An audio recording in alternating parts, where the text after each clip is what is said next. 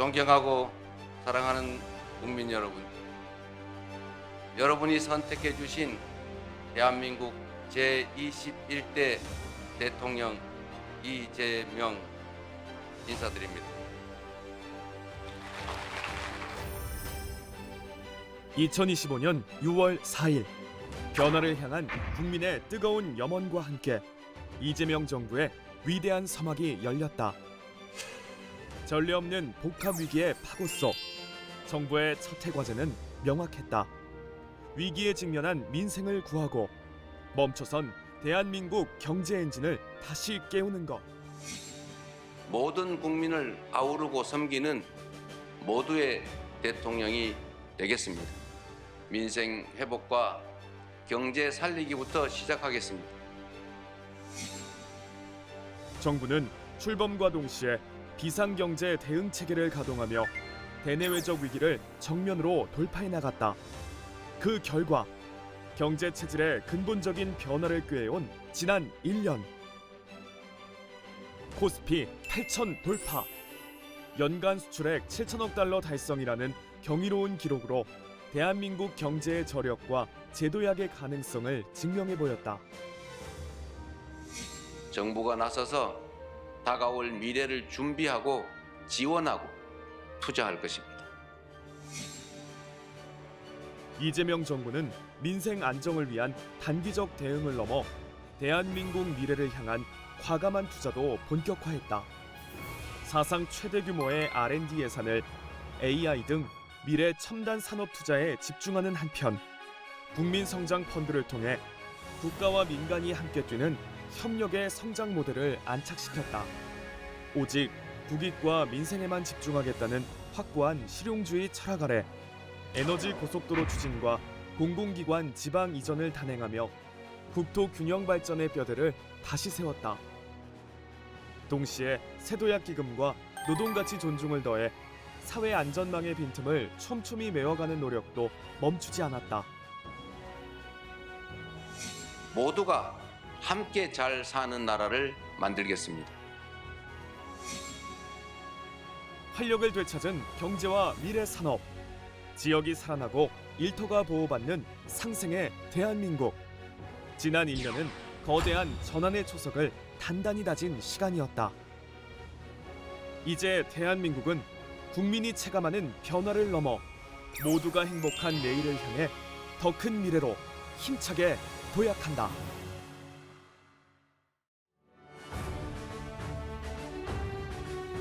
여러분 안녕하십니까?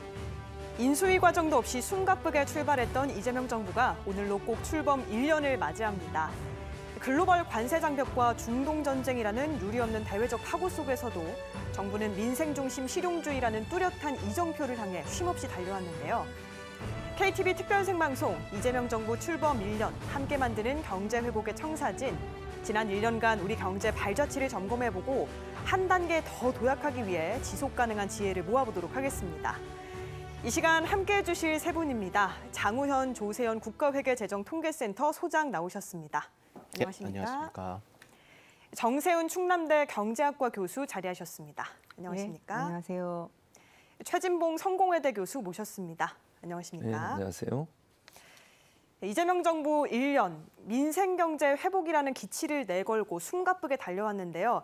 민생 회복을 좀 중심에 두고 지난 총평을 좀 여쭤보고자 하는데 먼저 최진봉 교수님. 일단 민생 회복을 위해서 이재명 정부가 노력했던 여러 가지 중에 가장 눈에 띄는 것은요. 지금 뭐 중동 전쟁 때문에 고유가 이런 문제가 발생했잖아요. 네. 그런 부분을 잡기 위해서 석유 최고 가격제를 도입해서 물가 안정을 잡았다는 점. 또 하나는 민생회복지원금을 지급을 해서 뭐 소위 이제 유가와 관련된 지급이라고 할 수 있겠죠. 그런 지급을 통해서 내수 시장을 활성화시켰다는 점. 사실은 중동 전쟁 때문에 유가가 올라가고 이러다 보니까 내수가 활성화될 수 있는 상황이 아니었어요. 예. 그리고 지갑을 닫는 상황이었고, 근데 이런 부분들을 활성화시킬 수 있는 계기를 만들어줘서 내수 활성화를 통해 경제의 펀더멘탈을 좀 더 강하게 할 수 있다는 그런 점을 강화시켰다는 점. 그게 실제로 성과로 난 게 2026년 1분기 국내 총생산 성장률이요. 전기 대비해서 1.7%를 상승을 했어요. 이게 OECD 국가 중에 최상위권에 속하거든요. 네. 네. 그만큼 어려운 대내외 환경 속에서도 우리나라의 경제를 떠받들고 있는 내수를 활성화시켜서 기본적으로 민생을 회복시키는데 중요한 역할을 했다 이렇게 볼 수 있을 것 같습니다. 예, 대외적 파고에도 우리가 방어막을 쳐서 내수를 활성화시킬 수 있었다 이렇게 정리해 주셨는데요. 정세훈 교수님 어떻게 보셨습니까? 예, 1년 전을 생각을 해보면 내수는 엉망이었고 그리고 이제 미국이 관세를 대폭 인상하려고 하는 그런 이제 위협을 하는 그런 상황이었는데요. 예.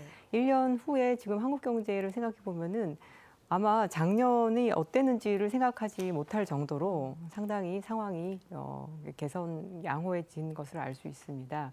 그래서 작년보다 올해 성장률 전망이 상당히 높아졌고 연초에 비해서 또 지금의 성장률 전망은 또 더 높아져 있어서 경제 성장률 이 좋아지면 아무래도 민생 전체가 좀 좋아지는 면이 있기 때문에 아마 그런 점에 있어서 민생 경제 성적표는 좋다라고 얘기할 수 있겠고요.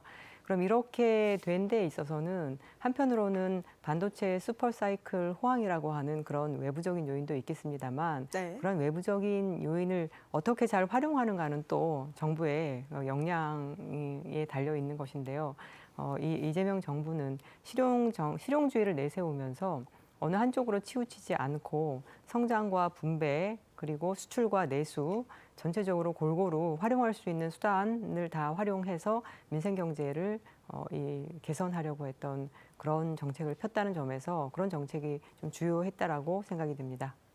예, 이 반도체 슈퍼사이클을 잘 활용해서 민생 경제를 잘 떠받들었다 이렇게 설명해 주셨는데요. 마지막으로 장 소장님. 예, 1년 전에는 확실히 우려와 기대가 공존했었던 네. 것 같습니다. 지금 두 분도 말씀을 해주셨지만 그리고 아까 진행자도 말씀해 주신 것처럼 인수위도 없이 여러 가지 난제들을 풀어나갔어야 했고요. 우선순위도 정해야 되고 집행까지 같이 해야 되는 상황이었기 때문에 많은 우려가 있었는데 지나고 보면 1년을 지나고 보면은 우려는 많은 부분 이제 낮아지고 불식되고 기대한 부분들은 더 기대 이상으로 된 부분들도 분명히 있다고 생각을 합니다. 일단 성적표는 결론부터 말씀을 드리니까 상당히 양호하다고 민생 회복 측면에서 말씀을 드릴 수가 있겠고요. 두 분 말씀하신 것처럼 경제 성장률 일단 체감이 제일 중요한데요. 민생 경제에 있어서는 사람들이 느끼는 경제 성장률이 굉장히 높게 나왔고 OECD가 정말로 높게 저희 실제 성장률 높이고 명목은 10%도 넘게 이렇게 반도체 슈퍼사이클이 있겠지만 할 정도로 정말 경제 성장률에 대한 모든 사람들의 안도가 이제 생겼고 가장 중요한 부분은 민생 경제 모세혈관이라고 해서 소상공인들이 상당히 힘들었어요. 특히 네. 정치적 불안정성 다음에 힘들었는데 그 부분에 대해서 확실히 안정감을 주고 매출 회복을 도왔기 때문에 그게 아까 말씀하신 것처럼 내수에 단단한 내수를 만들어주는 기반이 되지 않았나 합니다. 그래서 사실 장기적인 물가나 환율 외부적인 요건들이 있는데요. 부동산 같은 굵직한 이슈들은 남아있지만 그건 2년차, 3년차에 풀어갈 수 있는 문제이기 때문에 1년차 기준으로는 위기 관리로부터 이제 성장의 모멘텀을 만들었다는 데 있어서 상당히 양호하다고 다시 말씀드릴 수 있겠습니다. 예. 세 분 모두 지난 1년간 지표상으로 봤을 때 경제 성적표는 양호하다고 정리해 주셨는데요. 이재명 정부 출범 후 1년간의 시간을 외신에서는 어떻게 평가했을지 박유진 캐스터가 정리했습니다.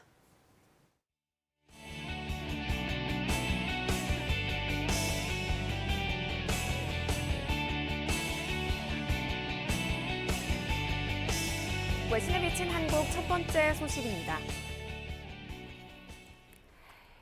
이재명 대통령의 취임 1주년을 맞아 외신도 앞다퉈 지난 1년을 평가했습니다. 외교와 경제 그리고 저출생 대응까지 이재명 정부의 정책 방향을 긍정적으로 조명했는데요. 자세히 살펴보시죠. 아사히 신문은 한국에서 이재명 대통령이 취임한 지 6월 4일로 1년이 됐다며 지난 1년간 60%의 지지율을 유지하고 있다고 보도했습니다. 먼저 외교 정책에서는 실용 외교를 통해 최대한 갈등을 만들지 않고 정상 간 신뢰 구축을 추진해왔다고 평가했습니다. 또 경제 정책에서는 탈이념, 탈진영의 현실적인 실용주의를 내걸고 경제 성장의 혜택이 폭넓게 미치도록 했다고 설명했는데요. 향후 이재명 정부는 저출생 고령화에 초당적으로 대처하며 임기 내 해결책을 마련할 것으로 내다봤습니다. 다음 소식입니다. 이재명 정부의 높은 지지율 배경에는 전례 없는 증시 상승이 있다는 분석도 나왔습니다.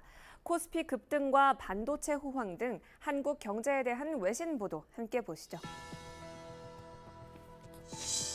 지지통신은 한국 이재명 정부가 6월 4일 출범 1주년을 맞이했다며 60%대의 높은 지지율을 유지하는 배경에는 전례 없는 주가 상승이 있다고 보도했습니다. 그러면서 코스피 지수는 대선 공약이었던 5천을 크게 웃도는 8천을 넘어섰다고 전했는데요. 특히 반도체 메모리 업황 개선에 힘입어 반도체주가 강세를 보이며 코스피 상승을 견인한 것으로 분석했습니다. 마지막 소식입니다. 필리핀 언론은 이재명 대통령의 취임 1주년을 맞아 인권 변호사 시절의 활동을 재조명했습니다. 1992년부터 이어져 온 이재명 대통령의 민주주의 발자취, 바로 만나보시죠. 필리핀 언론사 마닐라 불레틴은 이재명 대통령 취임 1주년을 맞아 1992년 갈락 사건을 중심으로 이 대통령의 민주주의 발자취를 주목했습니다. 보도에 따르면 이 대통령은 1992년 인권 변호사 시절 산재로 한쪽 팔을 잃은 필리핀 노동자 아리엘 갈락을 변호했고 법정 다툼 끝에 갈락의 요양 인정, 산재 보상을 확보했는데요. 이 사건을 계기로 외국인 노동자에 대한 국가의 법적 보호와 산재 보상이 확대되는 등 제도 개선이 이루어졌습니다.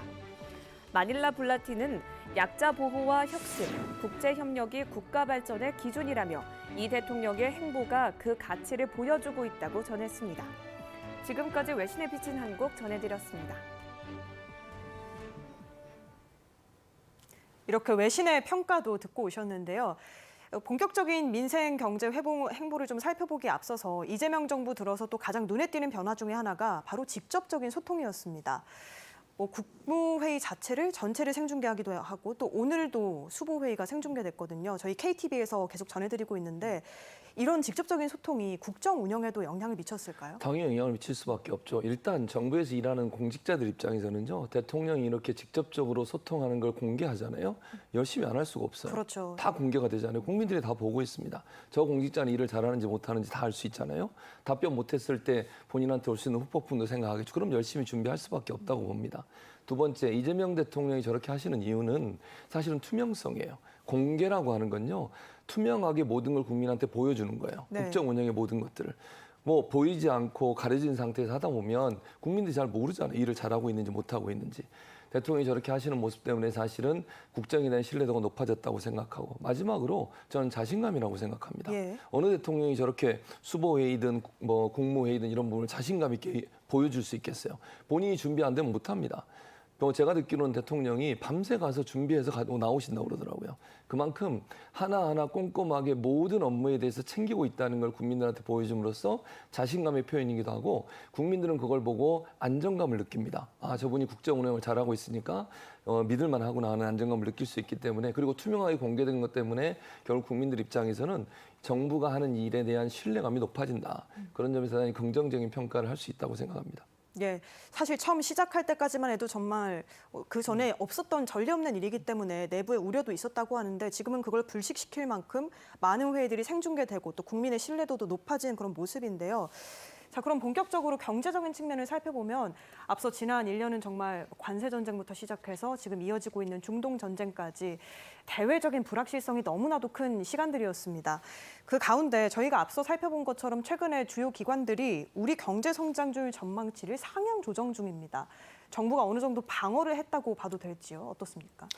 예, 그 성장률 전망 상황에서는 당연히 방어가 됐다고 볼 수 없는 예. 수치인데 물론 이렇게 이야기를 하면 또 이게 외부 효과가 없었느냐는 분명히 있었던 건 사실입니다. 반도체 슈퍼 사이클이 있었고 그렇지만 이런 외부 호재가 있다고 해도 아까 말씀하신 여러 가지 안 좋은 대외 요건들이 있기 때문에 이걸 잘 못 살리는 것이 또 일어날 수 있는 일인데 그러지 않았다라는 점이 굉장히 중요하다고 말씀을 드릴 수 있을 것 같습니다.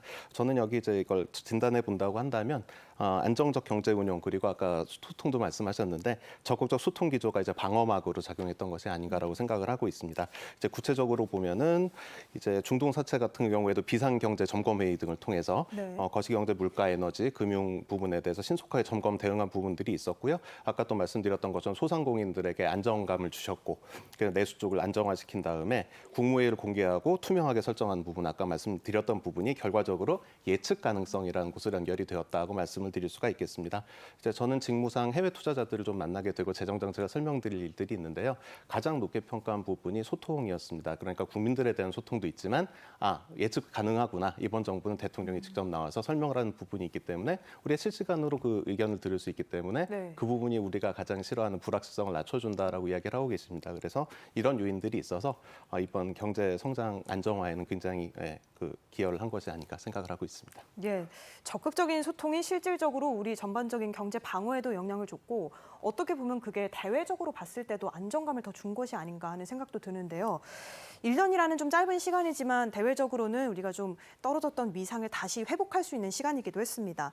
국익 중심의 실용 외교를 기치로 계속해서 이재명 대통령이 외부 행사를 했는데 최 교수님 어떻게 보셨습니까? 저는 이재명 대통령의 실용 외교가 우리 국익을 최대로 끌어올렸다고 생각해요. 눈치 보지 않고 국가의 이익 또 국민의 이익을 위해서는 뭐든지 하는 분이잖아요. 예. 아니 트럼프 대통령 관세 협상 문제도 그렇습니다. 우리가 끝까지 버티면서 우리의 이익을 최대한 끌으려고 노력을 했었어요. 그리고 트럼프의 마음을 사기 위해서 얼마나 많은 노력을 했습니까?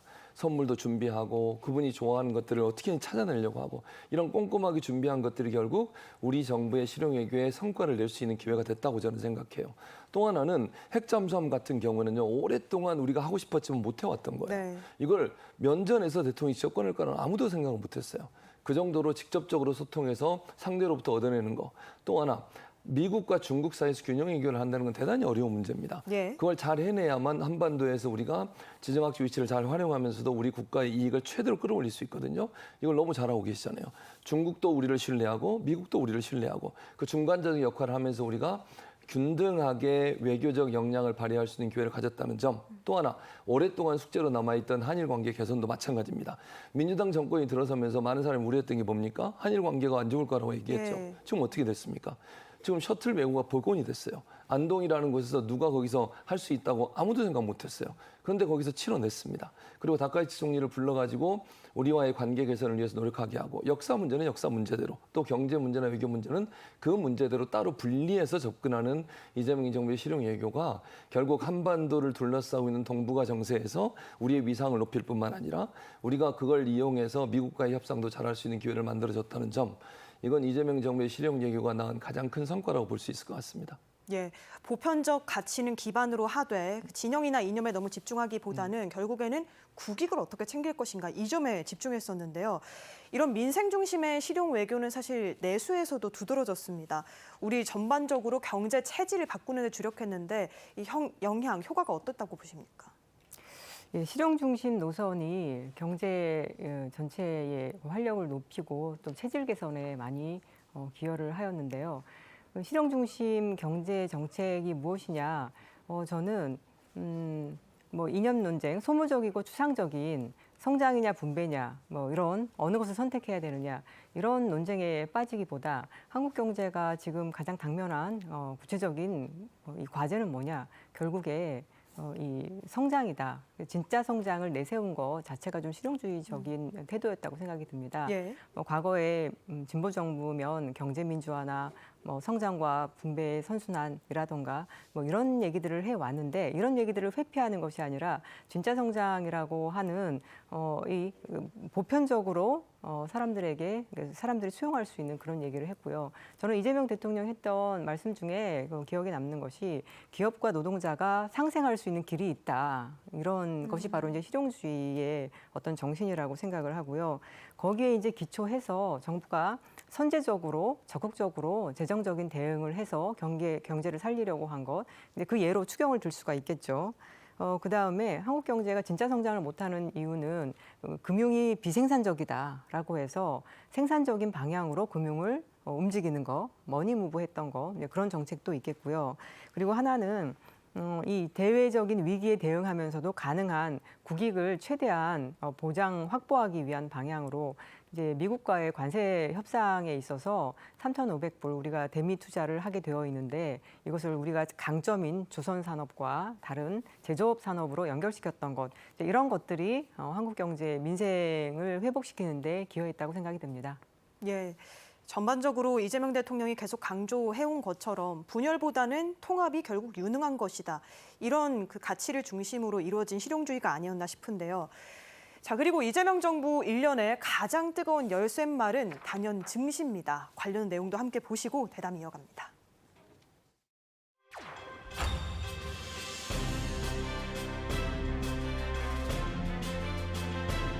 국내의 투자자의 굳건한 믿음 속에서 종가 기준 8천을 돌파하는 새로운 역사를 썼습니다.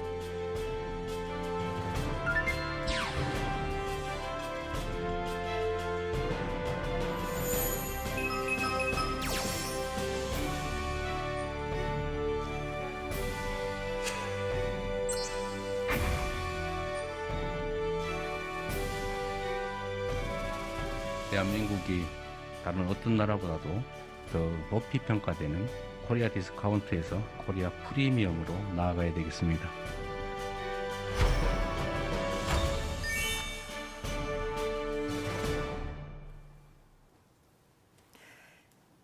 프로그램 시작할 때 저희가 첫 번째로 보내드린 영상에서 이재명 대통령의 대선 공약이 5천 코스피라고 말씀을 드렸었는데 그때 당시 일각에서는 그것도 불가능할 거란 이야기가 있었거든요. 근데 지금은 8천을 돌파하고 이제 정말 9천을 앞두고 있습니다.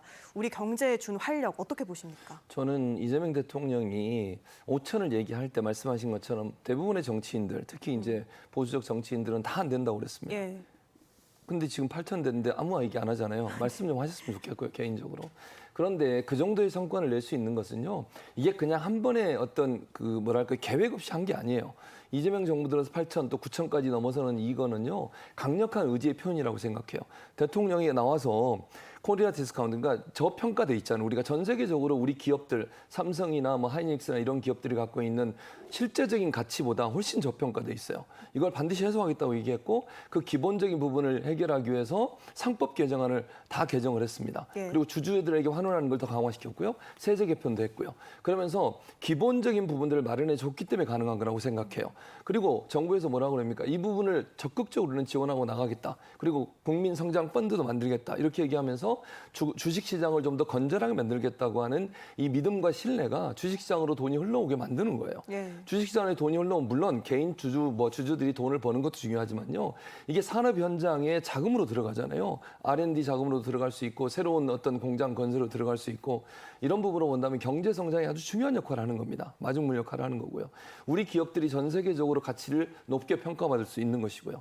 그러니까 지금까지 우리나라는 부동산 공화국이라 할 만큼 부동산에 투자하는 비율이 너무 높았어요. 예. 근데 얼마나 비효율적이냐고 그게요. 부동산 가격 상승의 요인이 됐고요. 이런 부분들을 해소하면서 새로운 어떤 투자처를 발견하게 만들어주고 대통령의 그 부분을 확실하게 지지하고 그다음에 국민들에게 어떤 확실성을 보여줌으로써 사람들이 그쪽으로 돈이 흘러가게 만드는 중요한 역할을 했다. 이거는 국민 개인들의 이익도 있겠지만요. 성장의 어떤 우리 경제 성장의 발판을 만들었다는 점 그리고 우리 기업들의 전 세계적 가치를 높였다는 점에서 대단한 업적이라고 저는 생각을 하고 이게 뭐 어떤 분들은 10,000포인트까지 갈 수 있다는 전망까지 내놓더라고요. 더 성장할 가능성은 여력은 남아있다고 생각합니다. 네, 이제 정말 코리아 디스카운트가 더 해소되면 그렇게 더 높이 갈 수도 있다는 전망까지 나오고 있고 이 자산 투자처, 이 돈의 흐름 자체가 부동산에서 이제는 주식으로 갔다는 데 의의를 두셨는데요. 같은 질문을 장 소장님께도 드려볼게요. 정부가 어쨌든 반도체가 끌고 정부가 밀었다는 평가가 나오는데 이 점에 대해서 어떻게 평가하십니까? 예, 정말 다들 말씀하셨지만 8천 꿈과 같은 숫자였고 예. 이제 더 높은 걸 볼 수 있는 지금 상황이 됐기 때문에 이런 요인 결과가 나오기엔 두 요인이 전부 다 중요했다고 생각을 합니다. 아주 간단하게 얘기하면 이제 주가라고 하는 것은 이제 그 아주 간단하게 얘기하면 분자는 미래 수익에 관한 부분, 그다음에 이제 분모는 그 위험도에 관한 부분일 텐데 주가가 올라가려면 미래 수익이 커져야 되고, 네. 그다음에 위험도는 낮아져야 될 겁니다. 그러니까 두 요인이 같이 있었다고 봐야 되겠지만 그 두 요인 중에서 제가 또 주목하는 부분은 아무래도 상법 개정과 주주 관리 확대 쪽이라고 볼 수밖에 없는 게 코리아 디스카운트 굉장히 오래된 얘기입니다. 그리고 반도체 호황도 여러 번 있었지만 이걸 넘지 못했던 부분이 있었는데 이번 상법 개정이 이루어지면서 뭐 이사의 충실 의무를 주주까지 확대하고 뭐 자사주 소각을 제도화한 것들 이게 국내는 물론 국외 투자자들까지도 이렇게 이제 대주주의 주식과 일반 주주의 주식이 차이가 없겠구나라는 신뢰를 주지 않았을까 합니다. 실제로 외국인 시총 비중이 5년 9개월 만에 최대를 기록하기도 했고요. 그러니까 이제 정리하면 두 가지가 다 같이 작용을 해서 이렇게 좋은 기회를 만들었는데 다만 그래도 또 정책 연구자이기 때문에 앞으로의 관건은 이렇게 어렵게 얻은 신뢰를 어떻게 유지할 것인가 하는 부분이 아닐까 합니다. 네. 이걸 이제 바꿀 수 없는 체질 개선으로 안착을 시켜서 이제 굉장히 기쁜 성과긴 하지만 동시에 시험대라는 마음을 가지고 2, 3, 4년, 5년 진행해 주시면 감사하겠습니다. 이런 자본시장의 온기가 결국에는 우리 좀 민생으로 다 스며들 수 있도록 따뜻하게 이걸 위해서는 이제 골목 상권이라던가 아니면 더 취약계층, 지역의 상생 성장으로 이어져야 한다는 이야기가 나오는데요. 사실 주식시장의 화랑이 소비로 이어지기란 그렇게 쉽지는 않잖아요. 정세훈 교수님, 어떤 보완 대책이 필요할까요? 예, 주식시장이 뭐 부양이 되면 당연히 주주들은 전국에 분포해 있을 것이기 때문에 전국적으로 효과가 나타난다고 봐야 하겠지만 네. 또 한편으로는 이 금융이 서울이 중심이에요. 그래서 주식시장 부양은 아무래도 서울에 좀 돈을 더 모이게 하고요. 그다음에 반도체 공장은 또 수도권에 있기 때문에 네. 사실은 수도권에 더 많이 집중되는 것은 사실입니다. 그러다 보니 지역은 조금 그 느낌, 뭐 나도 더 좋아지나 이런 느낌이 좀 덜할 수 있고 소외감이 좀 더할 수 있어요. 그래서 지금 주식시장이 올라가고 이제 정상화되는 것은 바람직하지만 이것이 야기하는 또 다른 약간의 박탈감이나 이 실물 경제는 그만큼 좋지는 않은데 이런 것들이 있어서요. 그럼 어떤 정책이 필요하냐? 정부에서 그 직접적인 낙수 효과가 발생하기는 어렵다는 것을 저는 좀 인정해야 할 것 같습니다. 예. 그래서 이 세수가 많이 발생할 것이기 때문에 세수를 활용한 5급 3특 정책이라던가 아니면 이제 지역 자영업자들을 위한 지역 화폐 정책이라던가 이런 것들을 지금도 사용하고 있지만 앞으로는 조금 더 설계를 잘하고 조금 더 많이 예산을 배정하는 이제 그런 정책이 좀 필요할 것 같습니다. 네. 어쩔 수 없이 생길 수 있는 그런 소외감에 대해서는 사실은 뭐 지역 균형 발전이 먼저 됐다면 좋았겠지만 그건 정말 어려운 문제이기 때문에 낙수 효과에 기대기보다는 좀 정부의 적극적인 그런 노력이 필요할 것 같다 이렇게 정리를 해주셨는데요. 자, 이야기는 조금 더 뒤에 더 자세히 다뤄보도록 하고 자, 저희가 앞서 이야기했듯이 부동산 시장과 관련해서는 이재명 대통령이 이제 부동산 불패 신화는 없다고 강조했습니다. 자, 그렇다면 부동산 정책의 방향 지금 정부가 제대로 설정하고 있다고 보시는지 먼저 최 교수님께 여쭤볼게요. 네, 저는 잘하고 있다고 생각해요. 물론 단기적으로 보면 불만이 생길 수도 있는 부분이지만 가장 중요한 게 이런 거잖아요. 실수요자 중심으로 부동산 정책이 이루어진다고 저는 봅니다. 지금 뭐 예를 들면 보유세를 강화시키겠다고 하는 것도 실제로 본인이 거주하고 또는 뭐 불가피하게 본인이 뭐 원래 살던 집에 다른 쪽으로 이사를 가는 게 일하러 가거나 이랬을 경우에 네. 잠깐 비어 있는 건 그걸 세금을 매기는 건 아니에요. 보유세를 강화해야 되는 이유 중에 하나는 뭐냐면 실제로 살지도 않고 본인이 거주하도 아니면서 많은 주택을 갖고 돈을 버는 거잖아요. 그것이 부동산 시장 전체를 흐리고 그다음 집값을 올리는 요소로 작용하고 있습니다. 이 부분은 대통령이 여러 번 말씀을 하셨기 때문에 저는 이 부분은 할 거라고 봐요. 그러니까 보유세 강화를 해서 실수요자 중심의 부동산 시장을 만드는 게 제일 중요하다고 저는 생각을 하고요. 네. 그리고 기회를 여러 번 드렸잖아요. 장특세 같은 경우도 기회를 드렸고 이제 끝나게 됐으니까 좀 이게 부동산 가지고 돈을 벌겠다고 생각하시는 분들이 좀 생각을 바꾸셔야 한다고 저는 생각합니다. 그러지 않으면요 영원히 바뀌지 않아요. 그래서 이런 부분들 세제 개편 문제, 보유세를 강화하고 거래세를 좀 내려서 실제적으로 그 부동산 시장이 실수요자 중심으로 가게 하는 부분은 저는 긍정적으로 평가하는 부분이 있습니다. 반발이 있을 수 있지만 그럼에도 불구하고 이런 부분들을 제대로 하지 못하면 영원히 부동산 문제는 풀지 못해요. 또 하나 토지거래 허가구의 확대를 검토하고 있는데 이것도 이제 집값 상승세가 좀 높아지고 있는 부분이 있지 않습니까? 이 부분을 좀 잡기 위해서 이런 정책을 아마 펼 걸로 생각이 됩니다. 네. 그래서 뭐 가장 간단하게 설명드리면 정말로 집이 필요한 사람들이 집을 구매할 수 있는 환경을 만들고 그리고 지금 예를 들면 청년이나 신혼부부들한테는 예전에 주던 그 대출 혜택을 전혀 줄이지 않았어요. 그러니까 정말로 필요한 분들한테는 주택을 살 수 있는 기회를 주고 많이 갖고 있는 분들, 필요 이상으로 갖고 있는 분들에게는 가능한 한 부동산 시장에 매물을 내놓을 수 있도록 하는 환경으로 가는 그런 정책으로 갈 거라고 생각합니다. 네, 지금까지도 강력한 의지를 보여주고 있지만 이걸 좀 지속 가능하게 해야 한다. 이렇게도 정리할 수 있을 것 같은데 어떻게 보십니까, 선생님? 예, 저도 최진봉 교수님 말씀하신 총론에 전적으로 동의를 하고요. 그리고 이제 부동산 불패 신화 없다 이를 강하게 선을 그으신 거는 아까 자본시장하고도 연결되고 정말 필요한 그런 메시지였다고 생각합니다. 근데 이제 약간 스마트한 규제에 대한 말씀을 드리고 싶거든요. 그러니까 실수요자 중심이라는 게 국민들이 좀 잘 소통이 됐으면 좋겠다는 말씀을 드리고 싶습니다. 그러니까 이제 투기냐 전부 이사라고 하는 게 그런 아닌 부분들이 있기 때문에 이걸 어떻게 잘 찾아내서 거기에 대해서 보완할 건지에 대한 저희들은 이제 주제가 있다고 생각하는데 국가 데이터처 자료를 보면 2025년 한 해 주거지를 옮긴 이사를 진짜 많이 하시거든요. 네. 그러니까 612만 명이 옮기시고 광역 지자체를 넘어간 이동도 219만 명 정도가 됩니다. 그러니까 이 모든 게 투기는 사실 아닐 것이고 좋은 직장으로 가기도 하고 아까 말씀해 주셨지만 아이 교육 때문에 좀 필요하기도 하고 해서 많은 이사 수요들이 있습니다. 그럼 이 이사 수요를 어떻게 잘 식별을 해서 다르게 접근할 것인가라는 부분은 굉장히 중요하다고 생각을 하고요. 그래서 이제 강한 메시지가 좀 전달이 됐으니까 한 호흡을 고르면서 스마트한 이제 그 규제를 데이터 기반으로 좀 다듬어 간다면 국민들의 좀 우려도 불식할 수 있지 않을까 합니다. 네, 정책 시그널을 계속해서 주면서도 이제 섬세한 전략이 필요하다 이렇게 설명해 주셨는데요. 저희가 앞서 나눴던 이 지역 균형 발전 이야기도 해보겠습니다. 정부의 핵심 정책, 핵심 국정 과제 중 하나가 이제 수도권 1극 체제에서 5극 3득 체제로 바꾸겠다는 건데 어떻게 보면 지금 국정 과제 중에 가장 어려운 문제 중 하나가 아닐까 싶기도 하고요. 진짜 성장을 위해선 꼭 필요한 해결해야 하는 문제인데 정 교수님 어떻게 보십니까? 예, 5극 3특 정책이라고 하는 거는 지역을 발전시키되 지역을 이렇게 소규모로 발전시키다 보면 이게 크기가 어려우니까 큰 덩어리로 몇 개의 덩어리로 이렇게 좀 크게 해서 발전을 시켜서 수도권과 좀 비슷하게 가게 하자는 것이고 네. 이렇게 하기 위해서는 지금 현재에 있는 제도로는 이렇게 큰 광역 단위로 발전시킬 수 있는 뭐 어떤 수단이 없거든요. 그래서 이 수단을 만들어서 법을 하나 공포한 것이 바로 지방 분권 균형 발전법이라고 하는 것이 있고요. 여기에서 그러면 5개 5극 3특으로 발전시키기 위해서 뭐가 필요하냐? 일단 컨트롤 타워를 정확히 좀 명확하게 좀 세우는 것입니다. 그게 이제 지방시대위원회라고 해서요. 기존에도 지방시대위원회가 있었지만 그다지 실권이 없었거든요. 예. 그래서 이 지방시대위원회에 예산을 이렇게 만질 수 있는 그런 실권을 줬어요. 그래서 지역발전특별회계라고 지역발전을 위한 그런 돈이 예산이 있는데 이것을 지방시대위원회가 이렇게 조정할 수 있는 권한을 줬고요. 그다음에 또 하나는 이 최근에 이제 전남과 광주가 이제 연합하기로 통합하기로 했는데 이제 그렇게 크게 통합하기로 한 초광역 그 지자체가 쓸 수 있게 특별히 회계를 또 만들었어요.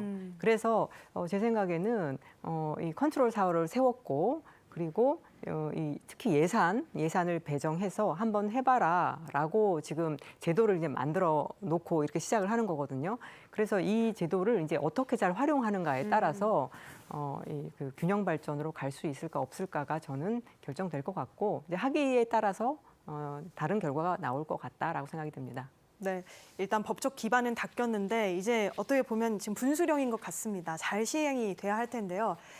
자, 국민의 삶 속으로 쉼없이 달려온 이재명 정부 1년. 이번에는 그 민생 행보를 화면으로 정리해봤습니다. 영상 보시고 대담 이어가겠습니다. 정책의 성패는 공직자의 책상 위가 아니라 국민의 삶 속에서 결정됩니다.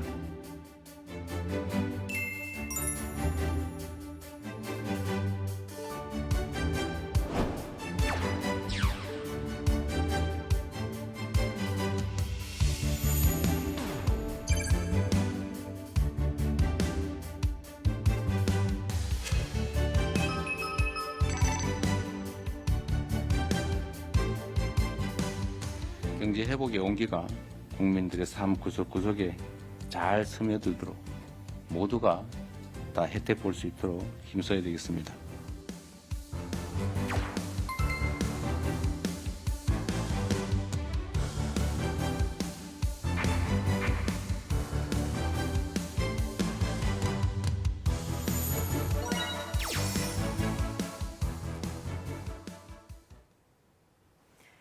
이제는 좀 더 구체적인 민생 행보를 살펴보겠습니다.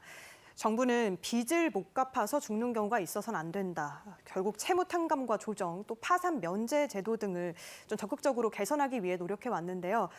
대책의 실질적인 민생 효과는 어떻게 보셨는지 장우현 소장님 어떻습니까? 예, 사실 정말 승부사다우시다라는 생각이 드는 게 쉽게 접근하기 어려운 주제인데 네. 정면 돌파를 하고 계시고요. 사회적 약자들이 금융 시스템 안으로 들어올 수 있도록 기회를 넓힌다는 측면에서 당연히 아주 바람직한 방향이라고 볼 수가 있겠습니다. 다만 이제 또 한 가지 그런데 살펴볼 부분은 이게 또 아까도 승부사라고 말씀드렸지만 반발이 없을 수가 없는 게 네. 대출금을 성실하게 갚고 계신 국민들이나 또 이제 돈을 빌려주고 계신 분들도 국민들이시기 분들이기 때문에 사실 이분들에 대한 설득도 좀 필요하다고 생각을 하고 있습니다. 그래서 아무래도 좀 사회적 약자들이 신용을 회복하고 상태에서 벗어날 수 있도록 좀 사회적인 합의를 이끌어내고 포용적으로 배려하는 형태로 또 메시지를 또 강하게 던지셨기 때문에 네. 보완적으로 접근하신다고 하면 지속 가능성이라든지 국민적 공감대도 좀 더 넓어질 수 있지 않을까 합니다. 방향과 의도 자체는 너무나 바람직한 일이고요. 그러니까 전달 방식을 조금 더 세심하게 하신다면 더 좋은 결과가 있을 것 같습니다. 네, 이것도 결국에는 왜곡되지 않게 전달되는 게 중요한 것 같습니다. 도덕적 해이는 막고 정부가 좀 취약계층을 위한 정책이기 때문에 그 점에 대해서도 충분히 전달이 돼야 할 것 같은데요. 자, 한편으로는 고유가 피해 지원금, 농어촌 기본소득이라든지 결국에는 가계의 가처분 소득을 늘려서 내수를 활성화하기 위한 대책들도 나왔거든요. 먼저 정 교수님 어떻습니까? 예, 방금 우리가 논의한 이 장기 연체 채권, 소규모 장기 연체 채권을 부담을 줄여주는 거하고 함께 이 고유가 피해 지원금 이 부분이 또 논란이 또 되었던 그런 정부 정책입니다. 초반에는요, 네. 예. 그런데 사실 올해 경제가 너무 좋다 보니 이렇게까지 했어야 되는 이런 느낌이 있는 거지. 작년에 한국 경제, 내수 경제 너무 안 좋았거든요. 그래서 이 작년에 시행했던 것 그리고 사실 올해도 이 지금 호르무즈 해협 폐쇄가 이렇게 풀려가는 듯하니까 상황이 이렇지. 한 달 전만 해도 상황은 너무 안 좋았거든요. 이러한 피해 지원, 고유가 피해 지원금이 그 자체가 가계 소득에도 도움이 되지만 사회 전체적인 특히 자영업 부분에서 어떤 안도감, 이런 안전망으로 저는 작용했다라고 생각을 해서 예. 이 정책도 효과가 있었다고 생각이 들고요. 그리고 사실 이 정책은 앞으로도 좀 계속해서 이 지역화폐랑 함께 해서 항상 이걸 해야 된다는 건 아닌데 저희가 자영업자 영역이 계속 어렵고 그리고 경제 그 변동성이 좀 크거든요. 향후에 이 정책을 계속 써야 할 그런 일은 없어야 하겠지만 그러나 효과가 있었다라는 점에서 향후에 또 필요하다면 언제든지 다시 한번 쓸 수 있는 정책이라고 그렇게 생각이 듭니다. 네. 결국 고유가 피해 지원금 같은 경우에도 그 지역에만 또 쓸 수가 있었기 때문에 정부가 이런 자영업자나 지역을 외면하지 않고 있다, 챙기고 있다는 시그널을 줬다는 점에서도 의미가 있는 것 같은데요. 최 교수님께 같은 질문 드려볼게요. 그러니까 저는 이게 이런 거잖아요. 이제 좀 소득이 적으신 분들은요, 뭐가 생기잖아요, 돈이. 예. 그럼 써요. 그렇죠. 왜냐하면 저축할 수가 없어요. 먹고 사는 문제가 당장 급하기 때문에 예를 들면 지금 고유가 피해지원금이나 기본소득 같은 걸 지급하게 되잖아요. 그럼 바로 시장에 풀려 나갑니다. 그럼 승수 효과가 일어나잖아요. 소비하는 곳에서 예를 들면 골목 상권에서 물건을 판매하면 또 도매상에서 뛰어올 거 아닙니까? 그럼 도매상은 또 경제적으로 이익을 얻게 되죠. 이런 선순환 구조가 만들어진다는 거죠. 그러니까 이게 예를 들어서 돈을 풀었을 때 그 돈이 저축을 하거나 아니면 다른 데로 가는 게 아니라 실제적으로 골목 상권을 살릴 수 있는 기회를 제공하고 그것이 결국은 어떤 내수의 진작과 활성화를 위해서 필요한 부분이기 때문에 예. 저는 이런 정책 자체가 사실은 우리 경제의 가장 밑바닥을 활성화시키는 거예요. 그래야만 사실은 경제 성장의 기반을 마련할 수 있는 거 아니겠어요? 수출은 우리가 잘 되고 있어요, 지금. 지금 경제가 어려우니까 내수가 활성화 안 되는 게 문제고 그 문제를 해결하기 위해서는 중동 이 사태 같은 때는 내수를 진작시켜야 돼요. 그래야 경제가 함께 성장할 수 있는 기회를 갖는 것이고 네. 그래서 저는 고유가 피해 지원금이나 농어촌 기본소득 같은 경우 적극적으로 지원해서 내수 활성화를 이뤄내서 경제의 아주 근간을 잘 만들어내는 게 필요하다고 생각합니다. 네. 같은 맥락에서 정부도 지금은 곡간을 닫는 시기가 아니다. 결국에는 경제 회복에는 골든타임이 있다고 강조를 여러 번 했었는데요. 이런 적극 재정 행보가 결국에는 좀 소상공인이나 자영업자에게도 도움이 될 텐데 앞으로 좀 계속 돼야 된다고 보십니까? 어떻습니까? 일단 적극적 재정 운영이라고 하는 건 그리고 또 이번 정부의 차별화 포인트가 성과 중심이거든요. 예. 그러니까 성과가 나온다고 하면은 재정을 적극적으로 활용하겠다고 하는 부분인데 아까 두 분께서도 말씀해 주셨지만은 제가 그 민생회복 소비 쿠폰 평가 책임자였습니다. 예. 감사하게도 대통령님께서 많이 인용해 주시는데 그 당시는 정말 필요한 순간이었고요. 소상공인들에게 굉장히 안 좋은 시점이었고 특히 지방에 있는 상권 같은 건 한번 붕괴가 되면은 상당히 회복되기가 어렵습니다. 그런 기간들이 오래됐던 부분들을 회복시키는 데 굉장히 유효한 정책이었고 아까 승수효과도 말씀하셨지만 설계를 잘해서 원래 0에 가까웠던 이전 지출이 상당히 높게 40% 넘는 비율로 다시 돌아오는 그런 결과를 가지고 왔습니다. 그래서 경기 회복의 속도감을 높이는 데 정말 저는 기여를 했다고 생각을 하거든요. 사실 부인한 분들이 많지는 않으실 거라고 생각을 합니다. 근데 이제 적극 재정 좀 탄력을 받도록 이렇게 계속하고 다만 데이터와 증거를 좀 기반으로 적시였느냐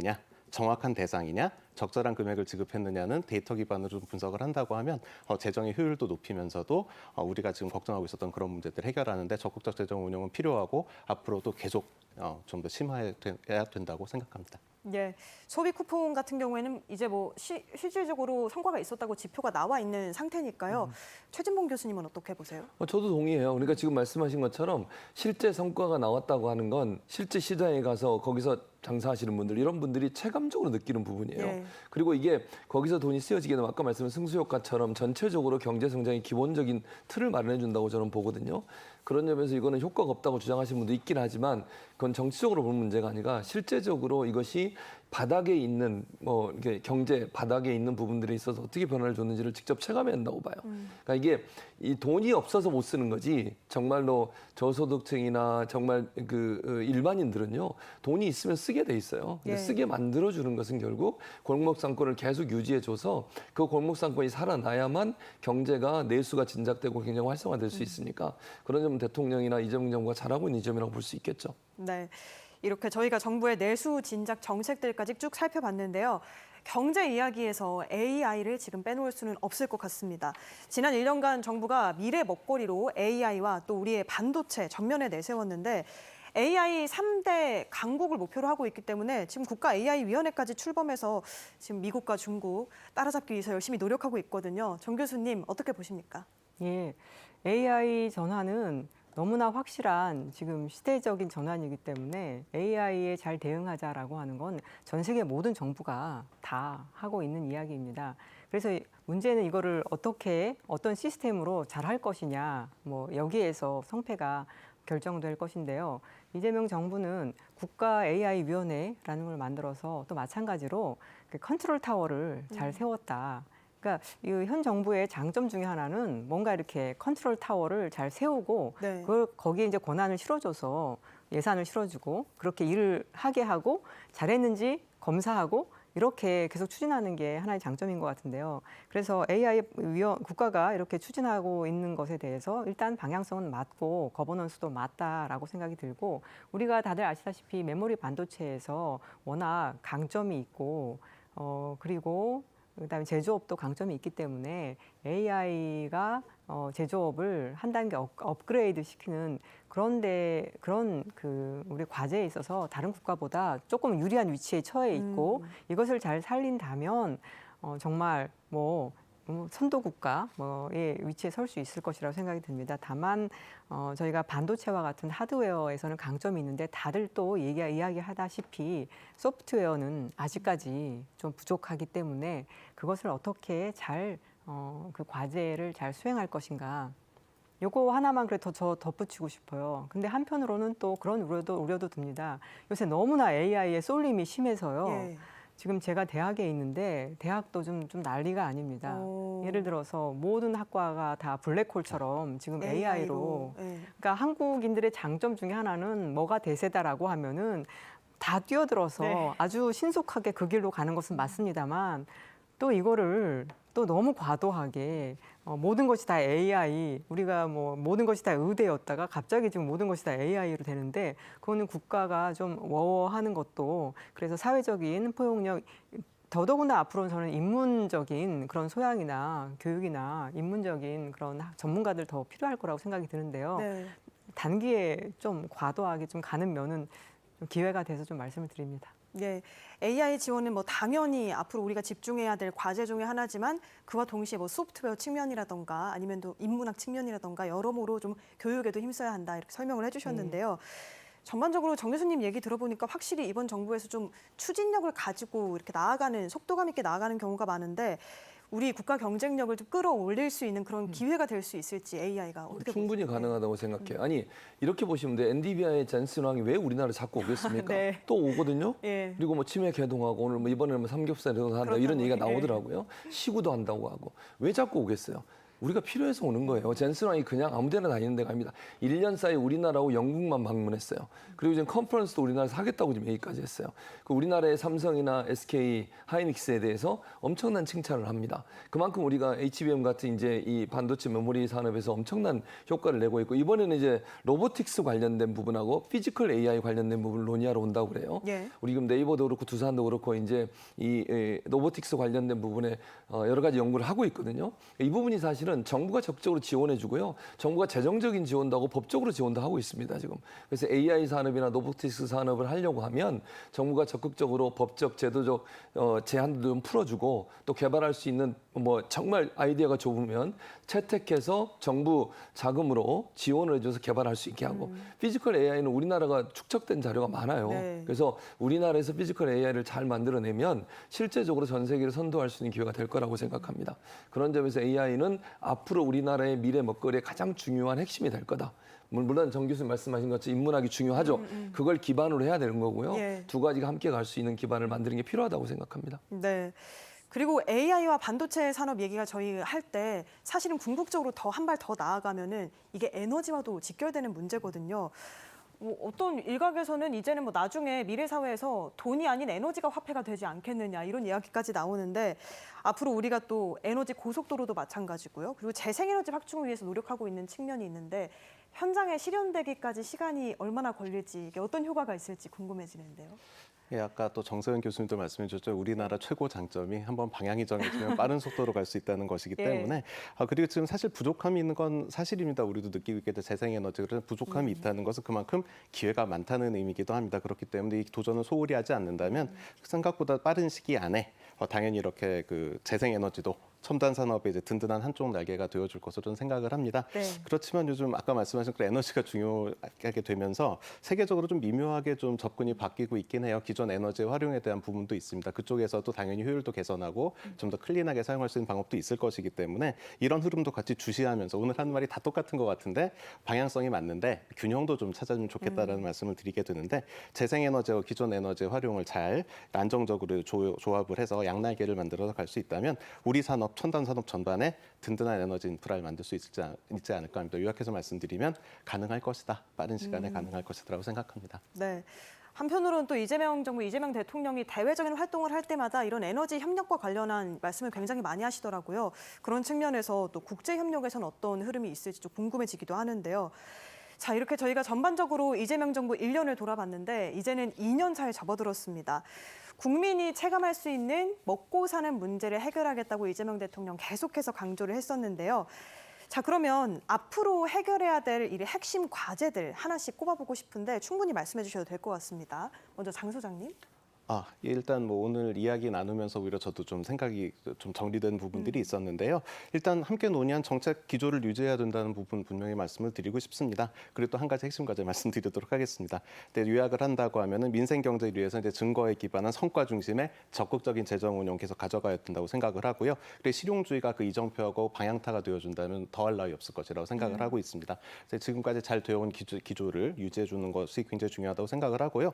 핵심 과제 중에 하나는 오늘 AI 이야기 좀 많이 나왔는데 네. 또 우리 제가 또 소상공인 이야기를 많이 드렸는데 사실 보호의 대상만이 될 수는 없습니다. 그래서 AI도 사실 소상공인들에게도 좀 이렇게 따뜻한 도움이 돼야 되거든요. 그래서 약간 AI는 첨단이고 소상공인 따로 이렇게 하지 말고 민생에 있는 그 격차가 벌어지지 않도록 두 정책을 같이 융합해서 하는 부분들을 좀 접근을 해보면 어떨까라고 생각을 합니다. 구체적인 예를 들면 뭐 소상공인들이 AI를 활용을 해서 매출 예측을 좀 해보신다라든지 고객 관리한다라든지 온라인 마케팅을 할 수 있다는 걸 좀 이렇게 체감하실 수 있도록 하는 정책들 같이 병행이 된다면 첨단으로서 AI 그리고 오늘 민생 경제에 계속 나오니까 체감할 수 있는 또 AI가 진행되지 않을까 싶어서 그 부분을 한번 제안드리고 싶습니다. 네. 이 부분은 저도 생각을 사실 좀 쉽게 연결할 수 없는 부분이었는데 AI 산업 따로 소상공인 정책 따로가 아니라 이걸 좀 융합할 수 있는 방안을 고민해 보면 좋겠다 이렇게 설명을 해주셨는데요. 이번엔 정세훈 교수님. 예. 우리도 반도체 호황으로 주가도 오르고 그런데 사실은 대만도 마찬가지라고 네. 들었습니다. 그런데 대만에서 최근에 이제 사회적인 문제가 되는 게 나는 그것을 느끼지 못하겠다. 예, 초양극화 현상도 심각한데요. 사실 우리도 그 위험성이 저는 충분히 있다고 생각이 듭니다. 저희가 이 2년 차부터는 그래도 어떤 좀 성장의 궤도에 좀 올라섰기 때문에 정말 균형 잡힌 조금 더 양극화에 초점을 맞춘 그런 정책을 펼쳐야 할 것 같습니다. 그래서 이제 초과세수를 어떻게 쓸 것이냐 이런 논쟁도 좀 이제 본격적으로 벌어질 것 같은데요. 또 이거를 더 빠른 성장을 위해서 또 다른 성장의 뭐 수단으로만 써야 한다 이런 논의는 좀 지양해야 하지 않을까. 그래서 이게 지속 가능하게 장기적으로 가기 위해서는 아무래도 인재나 젊은이들이나 뭐 제조업 최근에 그 MZ들 청년들의 일자리가 많이 줄어서 고용률이 네. 많이 떨어지고 있거든요. 그래서 정말 저희가 심각하게 같이 고려해야 할 것은 AI, 반도체, 뭐 전환 시대의 호황 시대의 초양극화라고 생각이 들고요. 그런 점에서 여전히 다른 나라의 OECD 평균 수준보다 평균 수준에 이르지 못하는 복지가 많이 개선되어야 할 것 같고요. 과제가 네. 많습니다. AI가 발전하면은 고령자들도 건강하고 일을 하고 싶은 고령자들이 많기 때문에 이 사람들을 이 정년 연장과 관련해서 그래서 하반기에는 정년 연장 논의도 저는 있어야 할 것이라고 생각이 들고요. 그 다음에는 이 주식시장에서 벌어들인 돈이 지금 다시 부동산 시장으로 저는 들어오고 있다고 생각이 듭니다. 정부가 실수요자 위주의 부동산 시장으로 개편을 하고 있지만 지금 집값이 또 오르는 것은 이게 경제가 잘 되니까 나타나는 그런 현상인데요. 그러다 보니 아직 집이 없는 사람이 전체 그 국민의 한 절반이 돼요. 네. 그래서 국가가 안정적인 주거를 보장하기 위한 공공임대주택 이런 거 너무 중요합니다. 그래서 하반기 들어서는 그 다른 과제들, 그래서 노동의 과제라고 하면은 항상 노동시장을 어떻게 유연하게 만들 것인가 이렇게만 고민하는데 그게 아니라 이제는 AI를 보완적으로 쓰면서 이 건강한 고령층이 어떻게 일을 할 수 있을 것인가 그런 정년 연장의 문제, 주거 안정의 문제 그리고 저출산은 계속 문제가 되기 때문에 이 일 가정 양립 정책 이런 쪽으로 대책이 나와줘야 하고요. 죄송합니다만 하나만 더 말씀드리면 네. 방금 이제 우리가 에너지 전환 얘기를 했는데요. 예. 에너지 전환에서 좀 안타까운 점은 다른 것들은 컨트롤 타워가 잘 세워지는데 에너지 전환은 기후 에너지 환경부를 만들었습니다만 그건 부처인 것이고 그 네. 부처 밑에 손발이 좀 있어야 되거든요. 그래서 저는 공기업을 좀 적극적으로 활용할 필요가 있다고 생각이 듭니다. 북유럽의 해상풍력 강자들은 대부분 북유럽의 공기업들이거든요. 네. 그래서 공기업을 좀 내세워서 공기업이 민간 기업을 이끌고 에너지 전환을 하면서 해외 시장도 선점할 수 있도록 이 다음 시기에 다음에 좀 조만간 공기업을 에너지 전환의 어떤 컨트롤 핵심 수행 기관으로 좀 확실히 자리매김해줬으면 좋겠다는 생각이 듭니다. 네. 오늘 정말 좀 많은 정부 관계자분들도 한번 눈여겨보셨으면 하는 그런 전략들이 많이 나오는 것 같은데요. 에너지 전환에 이제 공기업의 역할을 좀 살렸으면 좋겠다. 그리고 한편으로는 결국 우리가 오래 가려면 같이 가야 하기 때문에 이제는 청년 일자리나 정년 연장 또 부동산 시장까지 여러모로 2년 차에는 좀 더 보완을 해줬으면 좋겠다 이렇게 설명을 해주셨는데요. 자 마지막으로 최 교수님 어떻게 보십니까? 지금 정 교수님이 다 말씀을 하셔가지고 거의 대부분 비슷한 부분이에요. 양극화 해소가 제일 중요하다고 저는 봅니다. 지금 제조업 같은 경우도 1분기에 3% 증가했거든요. 근데 반도체를 빼고 나면 0.2% 증가해요. 그러니까 이게 불균형이 너무 심해요. 제조업 불균형도 심하고 그리고 소득 격차도 심하고요. 이런 부분들을 해결하는 게 이제 이재명 정부의 2년 차에 민생 해결을 위한 중요한 과제가 될 거라고 봅니다. 김용범 실장이 잠깐 SNS 올렸다가 논란이 돼서 뭐 잠깐 수그러들긴 했는데 저는 이것도 고민해 봐야 된다고 생각해요. 그러니까 추가세수가 들어온 부분들을 예를 들면 AI나 이런 기술의 새로운 발전으로 인해서 일자리를 잃게 되는 분들이라든지 아니면 그런 부분 때문에 어려움을 겪고 있는 분들한테 어떤 방식으로 생활할 수 있는 기본을 해결해 줄지 하는 기본소득 문제는 논의가 필요한 단계예요. 이 우리나라뿐만의 문제가 아닙니다. 전 세계적으로 함께 겪고 있는 문제이기 때문에 우리가 선도적으로 이 문제를 좀 제기해 본다고 하면 실험적으로라도 저는 전 세계적으로 던지는 메시지가 있을 거라고 생각합니다. 그것도 고민해 봐야 된다고 생각을 하고요. 그다음에 노동 정책입니다. 사실은 이제 민주당 정부에 대해서 늘 많은 사람들이 갖고 있는 선입견 자체가 이념적으로 접근해서 항상 노동자들의 편에 서서만 얘기할 거라고 생각하지만 이번에 삼성 초기업 노조 관련해서 성과급 문제 때문에 좀 논란이 됐었고 그 과정에서 정부가 보여준 태도를 보면 중립적 입장에 섰어요. 기업의 규제 문제도 열심히 잘해야 되지만 노동자들을 노동할 수 있는 권한이라든지 그들이 갖고 있는 권리를 다 보장해 줘야 되지만 사회적으로 공감될 수 없는 부분에 대해서는 일정 부분 또 사회적 공감대를 만들어야 되는 부분도 분명히 필요합니다. 네. 상대적 박탈감이 느낄 수 있는 부분도 있지 않겠어요? 같은 삼성 그룹 안에 있는 다른 노동자들 사이에 갈등도 지금 만들어지고 있잖아요. 이런 부분들은요, 좀 명확하게 할 필요가 있다고 저는 생각해요. 물론 어떤 소득이 나고 이익이 난 부분에서 그거를 성과급으로 주는 부분들에서 뭐라고 할 수 없겠지만 이것들이 사회적인 어떤 갈등의 요소로 작용하거나 아니면 어떤 노동자들이 사회적으로 공감대를 얻을 수 없는 부분의 이익을 요구하는 것들에 대해서는 저는 사회적 공감대를 만들 필요가 있다고 생각합니다. 이 부분도 정부가 저는 대처할 거라고 봐요. 앞으로 지금 이 삼성 초기업 노조의 협상 때문에 다른 기업들도 파급력이 계속 커지고 있잖아요. 예. 그런 점들도 정부가 앞으로 좀 풀어야 할 문제가 되지 않을까 이런 생각이 들어서 건전한 노사관계 그리고 노조는 노조로서의 역할을 또 사측은 사측으로 역할을 잘하면서 서로 존중하는 그런 균형 잡힌 관계를 만드는 게 필요하지 않을까 이렇게 생각합니다.